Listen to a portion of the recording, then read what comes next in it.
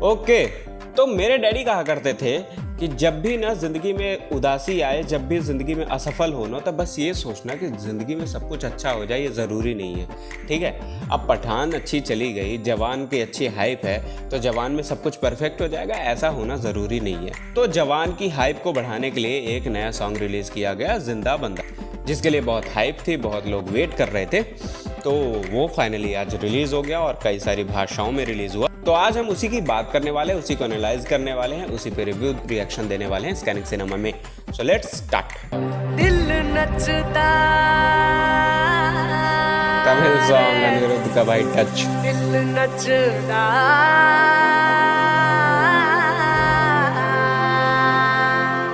देख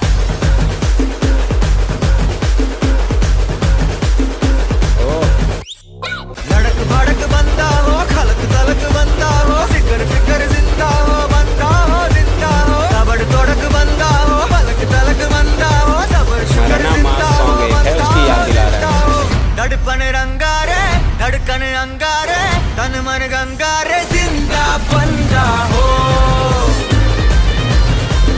तो कई सालों पहले हम साउथ इंडियन मूवीज देखा करते थे और उनमें जब सॉन्ग वाला पार्ट आता था ना, इतना क्रिंज लगता था, इतना अजीब लगता था कि क्या है ये, क्यों है, ऐसे गाने बनते हैं क्या साउथ में?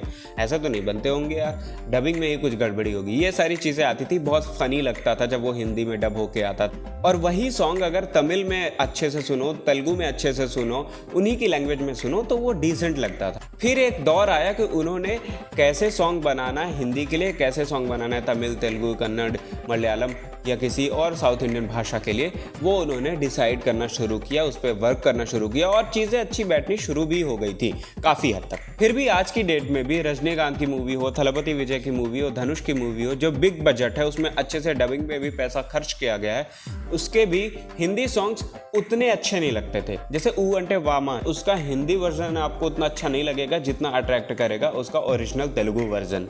ठीक है, उसी की वजह से वो इतना हाइप में भी गया। नाटू नाटू को ही ले लो, जब वो हिंदी में बजता है तो लगता है कि ठीक ही है, मतलब अजीब सा थोड़ा सा लग रहा है, बस बीट अच्छी है ना, वो चीज़ें वाइब वाली चीज़ें आ जाती है, लेकिन लिरिकली वो थोड़ा सा कानों के लिए चुभता है या अजीब लगता है। वही हो रहा है जिंदा बंदा के साथ। तो जब जिंदा बंदा सॉन्ग शुरू होता है ना, तो भी एक फोक आर्टिस्ट की आवाज़ टाइप का कुछ एलिमेंट होता है, उसके बाद आती है अनिरुद्ध की आवाज़। तो वो जो पहला एलिमेंट है वो जब शुरू होता है तभी समझ में आ जाता है कि नहीं यार, ये तो पूरा साउथ इंडियन वाइब ही दे रहा है ना।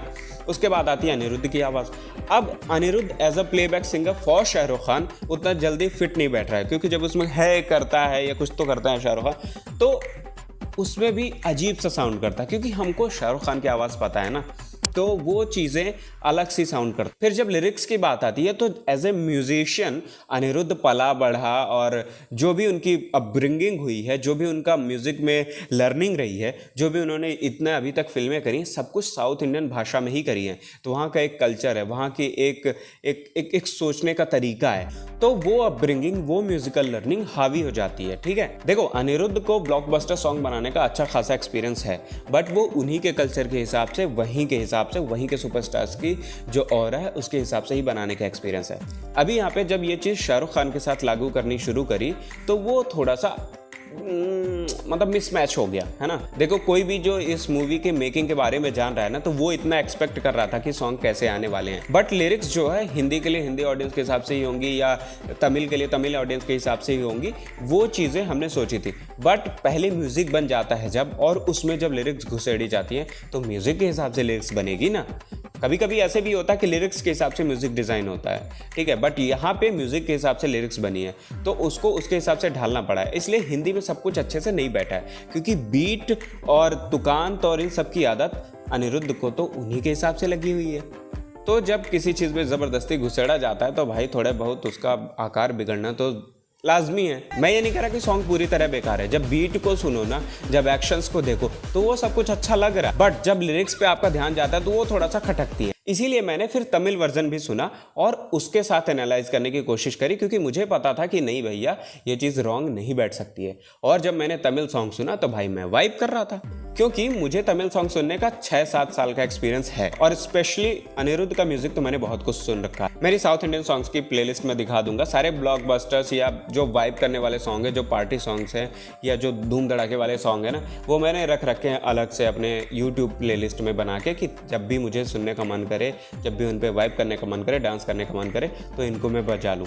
तो मुझे पता था कि रॉन्ग नहीं होने वाली है ये चीज़, बट जैसे ही वो, अब ऐसे कह लो कि हिंदी सिनेमा का सुपरस्टार की फिल्म में ही हिंदी सॉन्ग भी ऐसे लग रहा है जैसे डब्ड है, तो वो चीज़ें कॉम्प्रोमाइज्ड ऑब्वियसली लगेंगी, वही थोड़ा थोड़ा खटक रहा है। बाकी गाना उतना ख़राब नहीं है, बाकी शाहरुख खान का स्टारडम है, वो तो खींच ही ले जाएगा उस गाने को। आगे के लिए आई जस्ट होप कि जो नेक्स्ट सॉन्ग्स आते हैं ना, उनमें लिरिक्स पे फोकस हो और उसके बाद म्यूजिक बन रहा हो, ताकि वो अच्छे से जेल हो सके और अच्छा साउंड कर सके। क्योंकि भाई शाहरुख खान की मूवी है और मान लो कोई एक रोमांटिक सॉन्ग आता है और उसमें भी लिरिक्स इधर उधर हो रही हैं तो मज़ा थोड़ी आएगा यार। सो लेट्स जस्ट होप कि भाई सब कुछ अच्छा हो। तो इसी आशा और विश्वास के साथ हम आपसे विदा लेना चाहेंगे। चलो ठीक है, अभी मैं जा रहा हूँ। Follow, subscribe, like, share, comment जो जो कर सकते हो प्लीज़ कर देना। नहीं पसंद आया तो भाई डिसलाइक पेल देना। बाकी जाते जाते मैं तमिल वाला वर्जन थोड़ी देर के लिए बजा दूंगा, एंजॉय कर लेना। बाय। வந்த இடம் ஏன் காடு, வந்த இடம் ஏன் காடு, வந்த இடம் ஏன் காடு, நீ